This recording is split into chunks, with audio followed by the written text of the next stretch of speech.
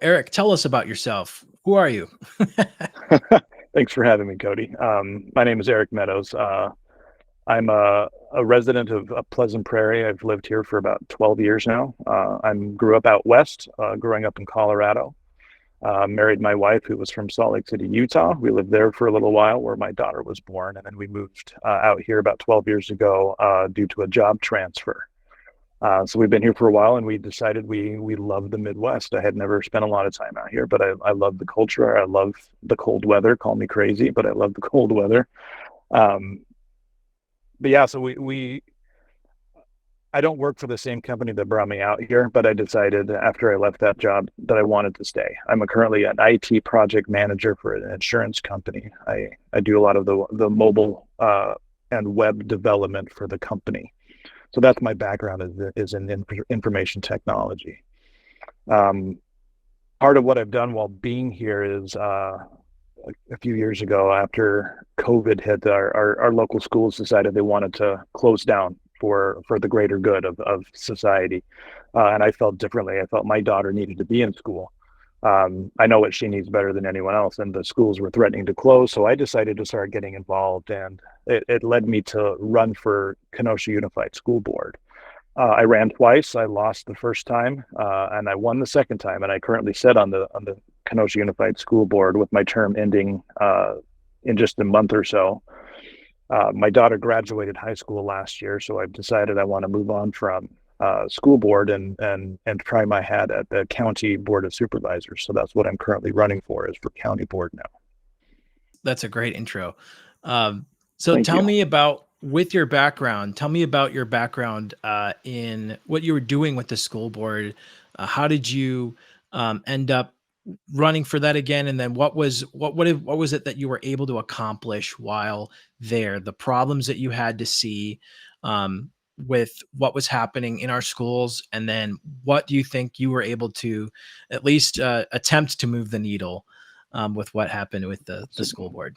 it's a great question. The whole reason I decided to get involved in the on the school board was the fact that the schools were ignoring the will of the people themselves. The schools belong to the public, and they should be doing what the public wants, but they thought they knew better, and they were trying to dictate to us what we were supposed to do. So I decided to throw my hat in and run to actually give the power back to the people. Members of a governing board are not supposed to represent the organization to the people, but instead they're supposed to represent the people to the organization. So I wanted to give a voice to the families of Kenosha. Um, I wanted to give them the voice to instruct the schools what the priorities of the community was. Mhm. The priorities that the community told me was that they wanted us to spend our money more wisely. You know, there's a lot of wasteful spending in all levels of government, and school board or school districts are no different. The whole time I've been on the board, we've been able to balance our budget, which is a huge thing. We've met some pretty serious budget deficits every year that I've been on that board, and we've been able to find cost savings in order to not go into further debt and burden the people of Kenosha. At the same time, we've been able to increase the overall test scores of our students in the time that I've been here. So we've been able to more wisely spend the money that we use to educate our kids. There's been an assault on parental rights in not just our school district, but school districts all over the country, but here as well. And I've tried to enshrine some priorities to allow parents the right to lead the education of their own kids. There's an ongoing debate right now about inappropriate content in our libraries, and I've fought extremely hard to make sure that parents are able to make sure their kids are protected from inappropriate material in schools. I haven't been overall successful since I'm a minority on our board right now, unfortunately, and the majority of them disagree with me on this front. But I've fought super hard to give parents the rights that they've been neglected for so long in our schools. I'm a strong advocate for parental rights. I'm a family man. I have a daughter that I would do literally anything for, and it is my duty to protect my daughter more than anything in the world. And I would do anything to protect her. And I wanted to make sure that, or I want to make sure that parents have that same ability to make sure their kids are safe in our schools. So that's what I've fought Amen. for on the school district. Like I said, I haven't been over successful on everything, but I've had some wins here and there for sure to make sure we're giving the voice to the people where it belongs. And so now that you've decided is to move into the space with the county board, how did you decide to make how did you make that decision to actually pivot into that direction? And then what was actually what are your some of your objectives, some of the problems you see at the county board that you're hoping to resolve? I had the opportunity to run again for Kenosha Unified School Board, but I decided not to, like I said, because my daughter was graduating. Um, it's been a lot of hard work, and I was looking forward to a break. But as soon as I announced that I wasn't going to be running again for school board, people started knocking on the door saying, "Well, what about other positions?" So I was recruited somewhat to say, "We need somebody like you on our county board who's going to fight the way you fight." Uh, on the county level, they needed somebody like that who's willing to make tough decisions, even if it's not popular with some people, doing what's right for the citizens. So I decided when I found out that the current supervisor in my district, his name is Jeff Wambolt, he's retiring from the county board. I decided I'll give it a try. I've been successful on the school board, and I'll try it on another level of government. So looking at what my priorities are for Kenosha, I'm a fiscally responsible conservative. That's just my nature. I've been able to balance the budget on KOSD on their gigantic budget, and I want to do the same thing um, on the county level. There's a lot of wasteful spending on all levels of government, and county government is included. There's no reason why we can't do more for less. I work for the private sector, and we are constantly told to do more for less. We are looking for cost saving measures, efficiencies of things that we can do better and quicker and cheaper. Um, the same thing needs to be done on the county level. Everything that the county touches, we could look for ways to do it cheaper and more efficiently. Um, I'm not a big fan of taxes. I don't know many people that are. So I would love to do what I can to bring down the property taxes in Kenosha. Wisconsin, unfortunately, has some of the highest property taxes in the whole country. And there's no good reason for that. If we can manage our resources better, we can bring those taxes down to make it cheaper to live for families who are looking for a place to live. And with you think you had mentioned the coordination of Highway 50 was a real problem that I think a lot of Kenoshians really suffered through. I think in the last year, what would you hope to accomplish with trying to coordinate some of that? The Highway 50 construction project was handled by the state and not the county. So they made these big plans to do a gigantic construction project that spanned a couple of years. At the same time, the county independently decided they needed to repave some of the county roads that the county is responsible for, but they did it with zero coordination with the state. So that resulted in a larger number of roads being worked on at the same time that caused a huge amount of frustration for everyone who drove through Kenosha, through the county. It was atrocious.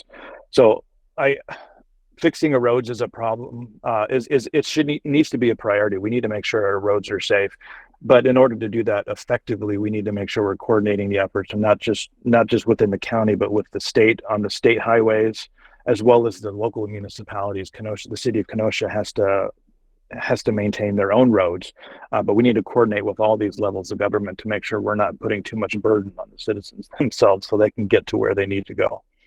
Talk to me about your priorities for public safety that you mentioned. What are some problems that you've observed in the last few years, and what are you hoping to accomplish with as you run for the county board? Actually, if you were to get elected. Yeah, public safety is one of the few areas of government that I think needs possibly more funding. Making sure that our citizens are safe to work and to play and go to school or whatever needs to be a top priority for the county. The county oversees the sheriff's department, and we need to make sure that they have all of the resources they need to make sure that we're all safe. I aim to make Kenosha County a place where criminals are nervous to commit crime. Sadly, we live between two very large cities that have a lot of crime, Chicago and Milwaukee, and much of the crime from those areas makes it up to Kenosha. There's a lot of people that come over on the interstate and they drive over from Illinois or south from Milwaukee, and they bring the crime to Kenosha. We need to coordinate our efforts with the municipalities in northern Illinois as well as Racine County, to make sure that we have cooperation with those, that we can actually catch these criminals as they're coming across our border into our county. I don't want to ever see the Kenosha riots happen again. I want to make sure our law enforcement knows that we've got their back and we want them to do their job to protect us. We can't allow our city, our community to burn like it did before. So I want to make sure that the county sheriff's department has all the resources they feel that they need to keep us all safe. When you're talking about the importance of trying to help people actually build better safety systems, better police force, things like that. Some people get nervous, and so they're trying to understand. Well, we want more police. We want to be safer. We also we don't want it to become like a police state. And I think one of you mentioned that one of your priorities is actually trying to balance that, where you're trying to help. We're going to give the resources to the people who are going to do great work. And then we're also going to try to do something where we're actually going to help the local people take more accountability for themselves. Can you talk a little bit about that kind of what you're trying to hope to accomplish in that balance? It's a tough situation to know how much government force is necessary. My personal opinion is that most problems we face in society comes from the breakdown of the family. If we have strong families with intact parents who can help their kids, the amount of crime goes down significantly. Fatherless homes unfortunately results in higher levels of crime.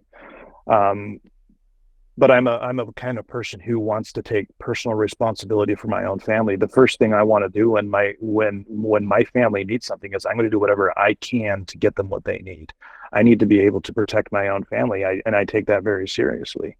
At the same time, we do need some assistance from local police departments, from the city as well as the county, to make sure that they're watching our backs as well. We need to do our jobs in partnership with them to make sure that we keep our community as safe as possible. Yeah, it's a great opportunity to discuss that balance in what you're doing and how you're running too, because I think it's important.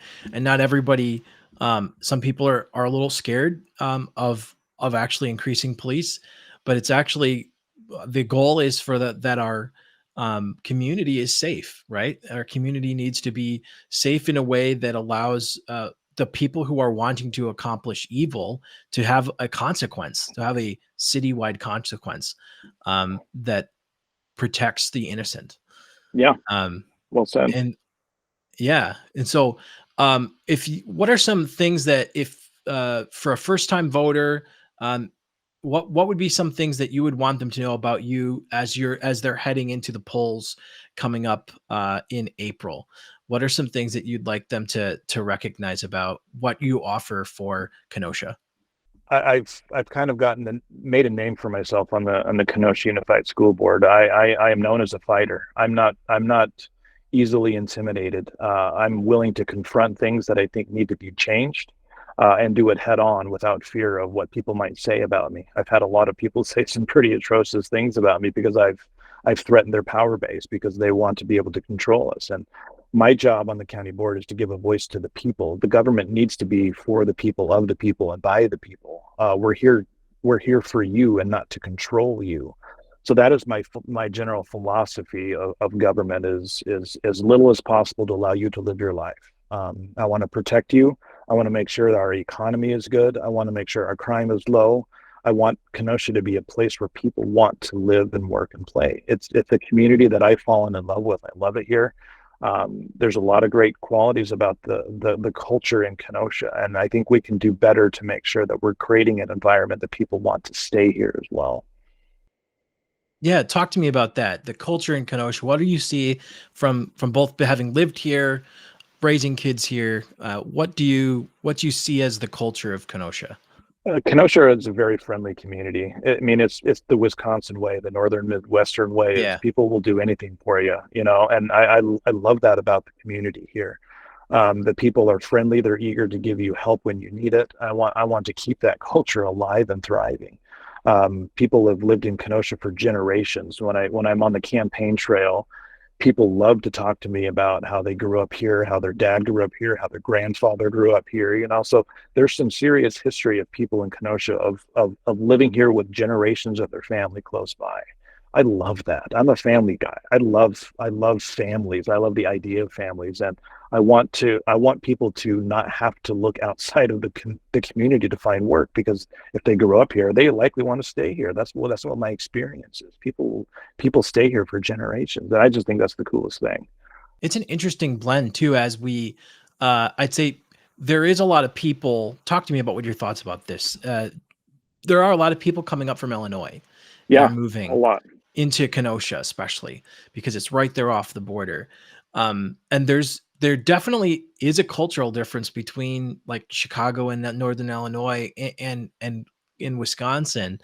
And so there's this clash of cultures, like, you've got Bears Packers, right, as well, and Yeah. Cubs Brewers. Like, how do we what if your thoughts are on how that blending of Illinois culture and Wisconsin culture, how that's working here in as it happens? I love the rivalries. Living so close to so many Major League Baseball or NFL team, it's just great. Or NBA, it's just great seeing the rivalry. I actually really enjoy that about the area here, just because there's so many things so close. Um, Part of the government philosophy of Illinois is what I want to avoid. As people move in from Illinois, they might be bringing some of their beliefs with them. I grew up out west, and people out west are terrified of the spreading of California to other surrounding states. You've probably heard about that. People are terrified that people are moving with their California big government tendencies, and I think some of the same things might be happening in Kenosha as people move up from Illinois. As I've knocked on people's doors and talking to citizens around the community here, a lot of people move here because they're wanting to get away from the corruption and the bureaucracy and the behemoth that is the Illinois government. I mean, it's repressive, it is super strong, and it's extremely expensive. Living in Illinois is not at a cheap place, and people want to move to Wisconsin to escape that. There's a lot of businesses that have moved out of Illinois and into Wisconsin because it's a more friendly business environment. So economic development for me is a huge deal. I want to continue that positive economic growth. Uline is the biggest employer in Kenosha County. They moved from Illinois. They escaped the state of Illinois because they were not treated well as a business there, and they found that Wisconsin was healthier. Haribo just opened up in my district. Uline is in my district as well. Haribo just opened up their first North American factory in Pleasant Prairie, right in my district. The national headquarters are in Chicago, but for some reason they decided that manufacturing was going to be easier in Wisconsin, so they built their factory right here in our backyard, which is fantastic. Um, so that's what I want. That's what I want to do. There's a lot of good hardworking people in Illinois that are they're looking for a better, quieter life than they had in Chicago, a cheaper life than they had in Chicago. There's a lot that we can do to keep luring them here. We need to make sure we have good jobs. We need to make sure that we have a safe community. We need to make sure we have good schools. We have good roads. All of that, all of those things we have the ability to do and to continue that positive growth. There's been some changes on our county and our county government over the last couple of years, and they've really improved a lot of things. And I want to capitalize on that and continue those improvements to make Kenosha a great place for people to want to be. If you could give one of those people who are moving from Illinois into Wisconsin into Kenosha, if you could give them just like a little thought snack to think about that might help start to get their thinking of how to not repeat what grew in Illinois, and when they're replanting themselves here, what kind of thought snack could you give one of those Illinois new residents of Kenosha? I talked to a gentleman just a couple of days ago knocking on doors as part of my campaign, and he moved to Kenosha about 3 years ago, and he was telling me about the difference of the culture. We talked about the culture of Kenosha. He and his wife had talked about moving here for years because it was too darned expensive living in the city of Chicago, and they moved up here. The cost of living was cheaper. It was less crowded. The people were friendlier. He was just going on and on about the benefits of living in Kenosha County. That's what I want to replicate. That's what I want to tell people. We like people moving into Kenosha, um, but we don't want to repeat the mistakes of the communities that they're fleeing from. We need to think about government in a different way. The government should be here to support us, not rule us, and that's what I want to create as an environment in Kenosha County. Yeah, and low taxes, right? Yeah, absolutely. There's always this discussion about, oh, taxation is a good thing. Well, when you actually see the account, especially being a small business person as I am, and I actually Hmm. look, because it hurts more when you actually have to manually set aside money, and you see just how much that money that is, in order that it's going to go right into the government's hands. It's crazy how much money that is. It's so painful. And Yep. so one thing is, don't vote for people who are going to raise your taxes, right? Right. Absolutely. Yeah, I'm fighting it in the school district right now. There's a lot of talk of passing an operational referendum, which would raise property taxes beyond our current legal limit, because they can't manage their money well enough. And I am vehemently against that idea. And I would take that same fight to the Kenosha County government as well. As I do not want to raise people's taxes. Inflation is already hurting us enough. We don't need to add to that burden by taxing people to death. That's not what I want to do. People need to keep what they earn. They will thrive better when they keep what they earn and use it the way they see fit, not the way the government sees fit. That's right. They can be more philanthropic. They can, Yep. give more to their churches. They can give more to various, programs and nonprofit programs in the city to do work, or they could, do things themselves that can improve their own property and their own kids' education, things like that. When you have Yeah, more money absolutely. out of Uncle Sam's hands, man. Yep. 100%. Eric, that's all I've got question wise. Is there any questions that you wanted any final thoughts you wanted to leave uh, to put out there for voters coming up in April? The spring election tends to be a low turnout election. People are more interested in the fall election when the bigger stuff happens, such as governor or president. But the county government has more impact on people's lives than the state or the federal government. The more local the government, the more impact it has on people's day-to-day lives.